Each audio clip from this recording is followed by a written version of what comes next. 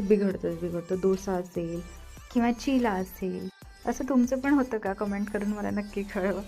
आणि आता इथे दुसरी पुरणपोळी मी करायला घेतलेली आहे. तर पटापट पुरणपोळ्या पण लाटून घेऊया आणि नैवेद्य दाखवूया. ॲक्च्युली लागली होती आत्रेयाला भूक, सो त्याला विचारलं की त्याला जेवायला वाढू का, पण तो म्हणाला त्याचं अजून कलरिंगचं जे काम आहे ते पूर्ण नाही झालेलं आहे, त्याच्यासाठी ते खूप इम्पॉर्टंट काम चालू असतं. तर तो म्हणाला तेवढं झाल्यानंतर मी जेवेन. म्हटलं ठीक आहे, तोपर्यंत जेवढ्या होतील तेवढ्या पुरणपोळ्या आपण फटाफट करून घेऊया.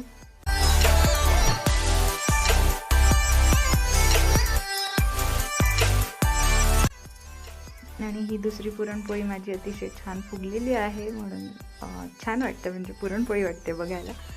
अशा प्रकारे मी सगळ्या पुरणपोळ्या इथे पटापट करून घेते.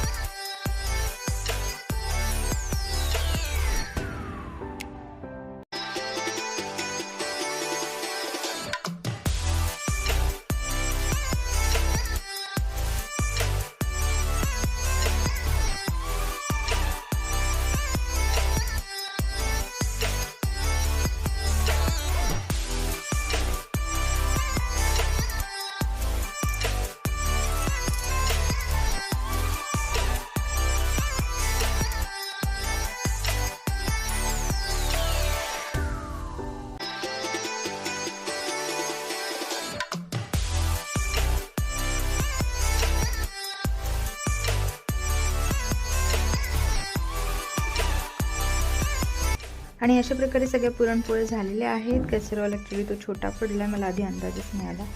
मी म्हणलं की आधी फक्त आत्रेयापुरता करूया, मग गरम करूया, पण मग विचार केला की असंही लेट होत होतं, तव्यावर गरम करून नंतरही आपण खाऊ शकतो. मग मी सगळ्याच पुरणपोळ्या इथे करून ठेवलेल्या आहेत.